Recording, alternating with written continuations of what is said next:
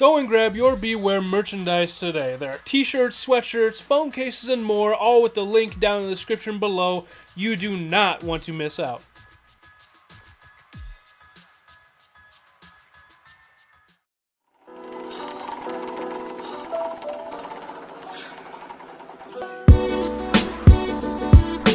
What's up, guys? It's Carson back here on Toxic Gaming today with our Week 7 team builder for the Pokemon Premier League, the PPL. Going up against a good friend of ours, Nidoqueen and Rise team and stuffs in the Nidoqueen's Park Rangers. That's what it is. We're going up against his team for Week 7, and we did pretty well squeaking by last week, but I look at the matchup for our teams, which you can see his team on the screen right now, and I feel we have a decent matchup. He has the Celesteela, Togekiss. He made a trade where he used to have Mega Garchomp, now he has Mega Venusaur. Or not trade, a transition, or transaction, one of those words. Blastoise, Licky, Azelf, Haxorus, which was also involved in the transaction, I believe. He had, what was it, Marowak, I think, for this one.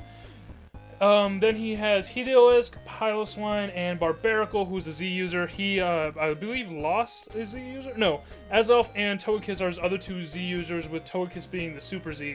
So, I look at the matchup, and especially with his transfers, he really only has two things that can take electric-type attacks, being the Mega Venusaur and the Piloswine. Heliolisk and Haxorus and Azelf can take him once, but that's it. And Licky doesn't want to have to keep taking hits like that, even though it can just wish pass around the team. It's the point where I can still beat the bulk that he has with it. Mega Venusaur is going to be tough with it, but we can still be able to beat it. But we have, starting off our team and everything, we have Charizard, our Charizard X, our Mojo Rowley, with D-Dance, Dragon Claw, Thunder Punch, and Roost. No fire move, but with 204 in HP, to be bulky enough to take a hit from the Mega Garchomp before, and it means we can definitely take a hit from Haxorus. 68 HP, so that at +1 we can kill with pretty much anything, and I believe even at neutral, unless he's Hayban Berry and a high HP, we kill Haxorus with Dragon Claw with 68 HP, or 68 attack, and then 236 in speed and Jolly Nature to guarantee that we outspeed any version of Haxorus that's not Scarfed. So if we end up getting outsped and revenged killed by Haxorus, we know it's Scarfed. If you click Dragon move, we have an easy switch in. If you clicked any other move, we have an easy switch in. It was the point of we now can figure out what Haxorus is with this Zard, and really Dragon Claw Thunder Punch does the business to his team. I kind of expecting, because I have Zardex, I'm expecting Celesteela that if it's there, it would be like an Akaberry set or something to mitigate fire moves, or worst comes to worst, max HP weakness policy. But Thunder Punch, I believe at +1 can OHKO a non-physically defensive Celesteela, and without it, it's a guaranteed 2-shot on, I believe, even physically defensive Celesteela with our attack investment. And then D-Claw pretty much does the damage to everything else. With our HP investment in Roost, we should be able to stick around a decent amount of time. And then Zard really can put in the business. Next we have kind of the meme-ish of the team. The funny thing I like to do in these teams. Sister Abigail, our Gardevoir, with the Electrium Z with Psychic, Moonblast, Thunderbolt, and Substitute. 244 HP, 252 special attack, and then 12 in speed and Timid.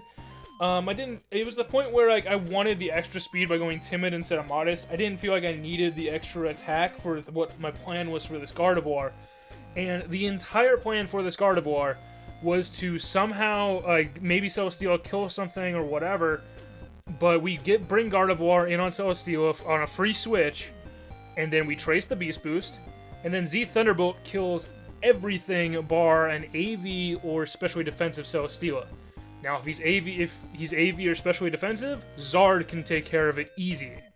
If he's physically defensive trying to stop Zard, this Gardevoir beats it with the Z Thunderbolt, and then we're tracing Beast Boost, and if we kill it, we then get the +1, and then Gardevoir has some fun with this team. Like, it's the point where if things are weak and lower towards the end of the battle, and I can get Gardevoir in and get that Beast Boost, Gardevoir can do like it did last week and get 3 to 4 kills pretty easily.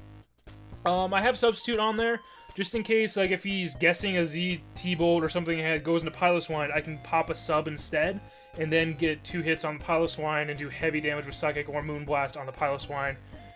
Get at least 1 free hit, and then if I don't want to end up staying and switching out in the round, but sub on a predicted switch out from Celesteela if he doesn't want to risk it dying. Next we have Kane or Scizor with Aqua Berry, because even though he doesn't have a fire type anymore with Alola Marowak being gone, it's still nice to have Aqua Berry for random hidden power fire. Celesteela can carry fire coverage probably for Scizor, so it's nice to have the Aqua Berry. With Bullet Punch, Aerial Ace, Roost, and Swords Dance, 132 in HP, 252 Adamant in attack, 124 in speed. We're at a decent enough speed because of things of like Piloswine and Barbaracle before setup and Mega Venusaur. We're at a decent enough speed. He could speed creep Scizor with Mega Venusaur, but then he's taking away a good amount of bulk with it. So that's why I want to go with that speed. And then I need the Aerial Ace over Bug Move, because Bug, really all I'm hitting is Azelf, and it's not doing much anyway. And Aerial Ace can hit most things on his team neutrally. And then at Swords Dance, I believe after +2, I believe this Scizor guaranteed 2 hits a fully physically defensive Mega Venusaur, which shows you how fucking bulky Mega Venusaur is. But if we get to +2 or further, Scizor can do some really, really good things with Bullet Punch and Aerial Ace. The thing that kind of walls the Scizor the most is Celesteela, and that's kind of annoying. Blastoise can take a few hits, but if we're at +2, it's not going to like having to take 2 Aerial Aces, and would have to rely on a Scald Burn to stop us. So that's kind of why I want to do a Scizor mid-game-ish breaker or revenge killing with Bullet Punch. Also for the Piloswine, just to take out the Piloswine with Bullet Punches is really nice. Guarantees that if Barbaracle comes in and just even sets up a Shell Smash and kills something, I bring in Scizor and kill it with Bullet Punch. Like, it just dies. Basically, that's kind of what I am for Scizor. Just getting revenge kills with Bullet Punch if I need to. Next we have our Decidueye, or Rocky Maivia.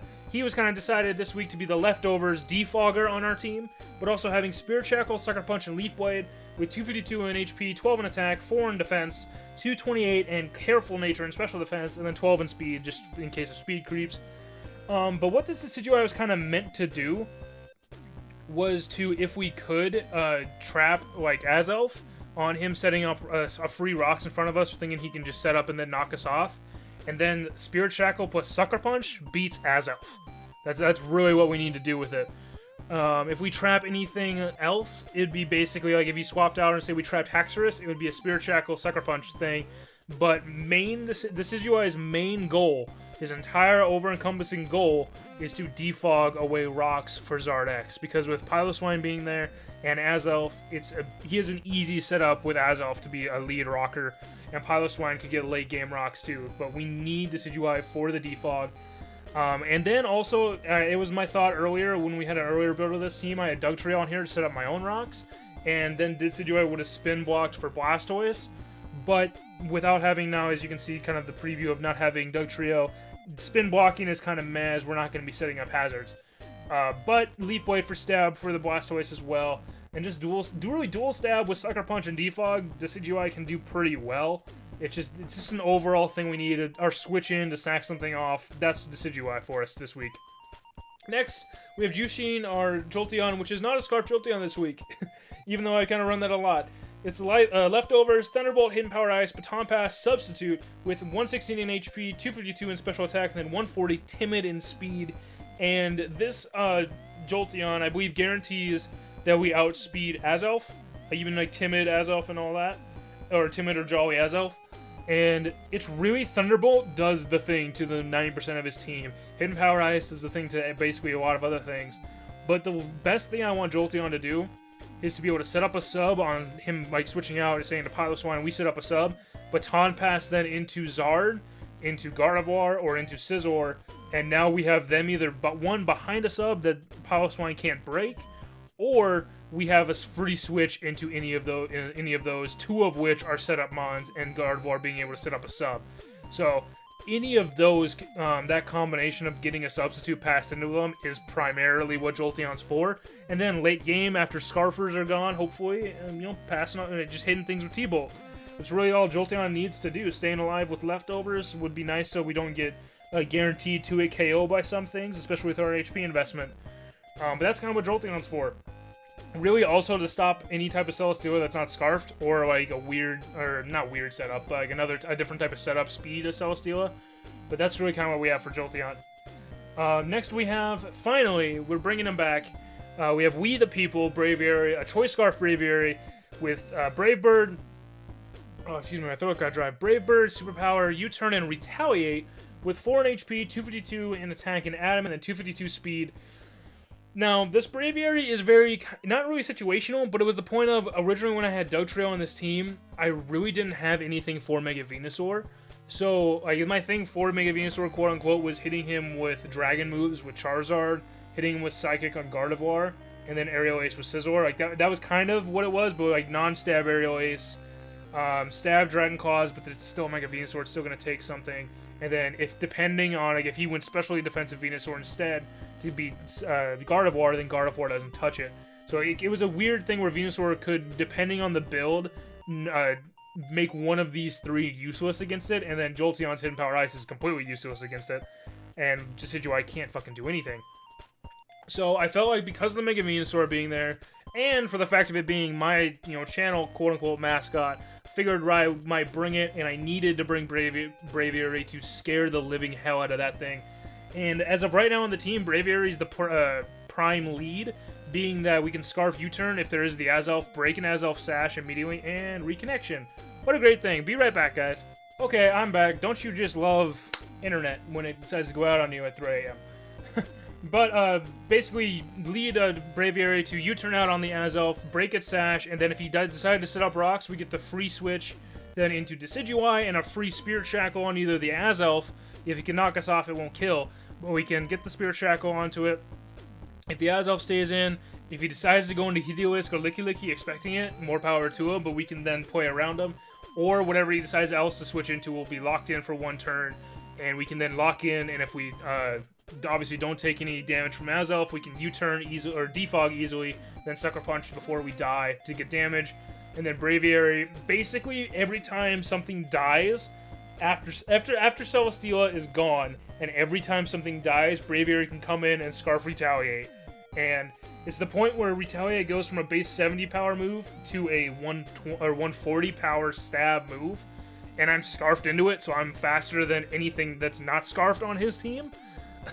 To the point of, like, it can literally 2-hit KO or one-shot the majority of his stuff.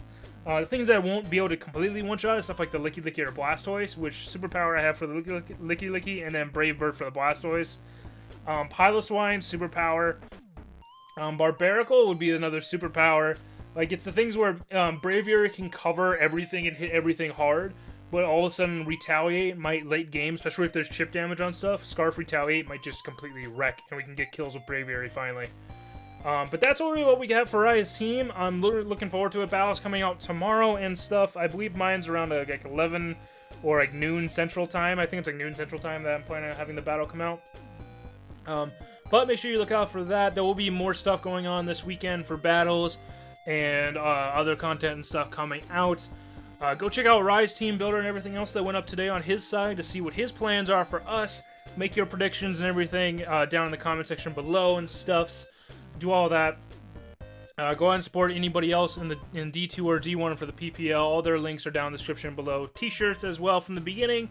And don't forget to like and subscribe and stuff so you don't miss out. But I'm going to get up and out of here, so thank you guys for coming out. I'm Carson, this is Toxic Gaming. And as always, you guys stay toxic. We'll see you guys.